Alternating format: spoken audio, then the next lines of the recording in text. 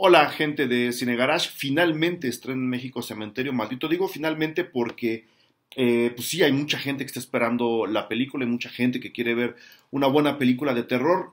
Lo voy a dejar muy claro desde el principio, es una película de terror entretenida. Dirigen Kevin Kolsch y Dennis Widmyer.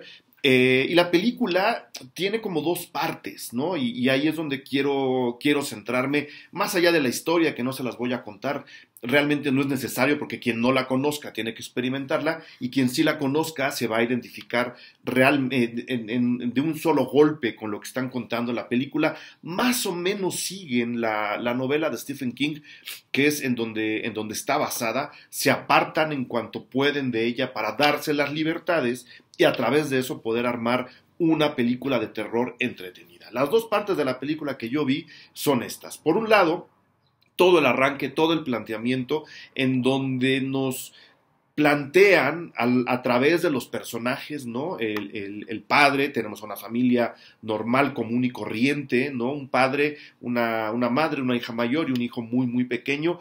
Todos tienen dudas sobre la muerte que vienen de experiencias posteriores a la mudanza que ellos realizaron a esta casa, prácticamente a la mitad de la nada, en un poblado muy pequeño, una vez más bordeando con el bosque, ¿no? Tenemos otra vez este terror tan gringo, ¿no? Tan interesante. A mí me gusta mucho cómo manejan este terror entre la civilización y lo que conocemos como civilización y todo aquello que es lo inexplorado que normalmente está ejemplificado en el bosque. Todos estos personajes, excepto el niño muy, muy pequeño, tienen dudas con respecto a la muerte, cómo hay que tratarla, cómo hay que hablarla, hay algo más allá de la muerte, se debe ir o se debe uno quedar de este lado con las dudas, para después, repito, desarrollarlas en las cabezas de cada uno de estos personajes que en consecuencia nos muestran cada uno de ellos los miedos que tienen al llegar a esta nueva casa de acuerdo a lo que les ha pasado.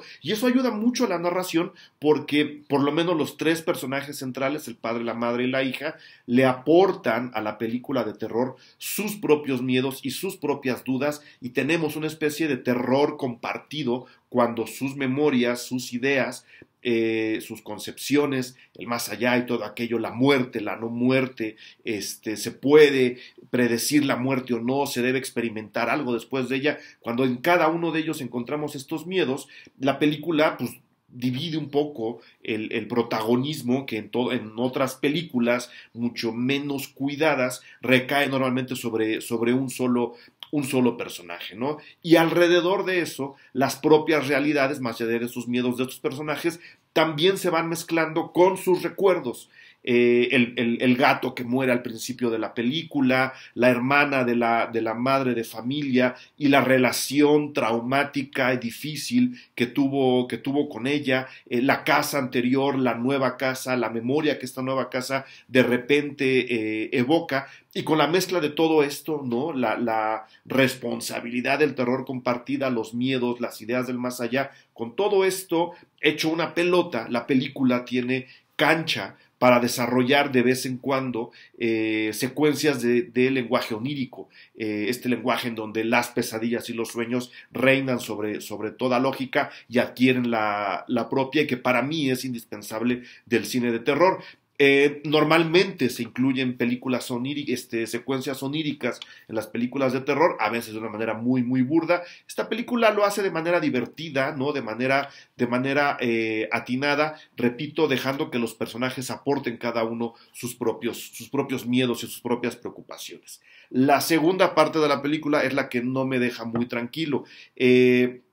¿Por qué? Porque estos planteamientos, ¿no? Este enfrentamiento del hombre de ciencia, porque el padre es un doctor, este enfrentamiento de la experiencia traumática que tuvo la madre con su hermana, estos miedos y estas dudas que tiene la hija con respecto a la muerte de su mascota, repito, todo ocurre muy, muy pronto en la película, al principio lo tenemos muy bien armado, de alguna forma se traiciona cuando entramos al círculo de cierre, ¿no? Cuando queremos ahora sí desarrollar secuencias quizá más metidas al terror contemporáneo, ¿no? En donde están los sustos, están las secuencias largas, estos silencios, aunque de repente por ahí hay un par de secuencias con un diseño sonoro bastante divertido, interesante. La palabra de la película es divertida. Y digamos que se traiciona un poco todos estos planteamientos que la película había desarrollado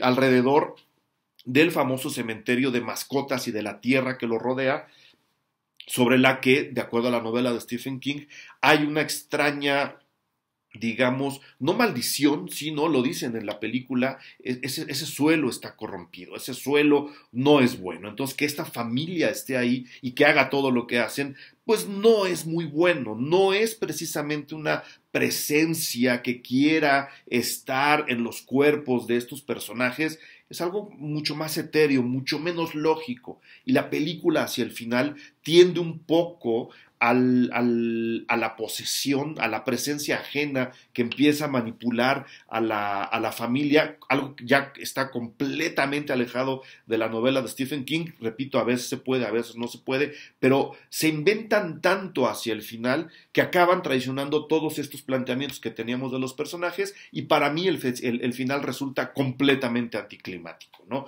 Con ya digamos, una explicación más tradicional de lo que está pasando, en lugar de dejarnos con los enormes pesares que debe tener el padre de familia después de que hace lo que hace, y con las gigantescas dudas alrededor de lo que va a pasar con ese personaje. Aquí de alguna forma nos lo cierran, ¿no? Nos dejan ahí como, mira, pasó esto. Aunque hay que reconocer la manera como empieza y termina la película, que es con la misma secuencia, pues tiene algo de inquietante, ¿no? Al principio, esto lo van a ver en los primeros 2 minutos de la película, vemos, ¿no? Una casa en llamas, otra casa ensangrentada, un coche al lado de esta casa con la puerta abierta y un par de manos marcadas con sangre en las ventanas, y a partir de ahí la idea es que tendríamos que preguntarnos qué fue lo que pasó. Cuando cierran esa explicación, cuando nos dicen esto fue lo que pasó, hay de alguna manera algo de sorpresa final en la película,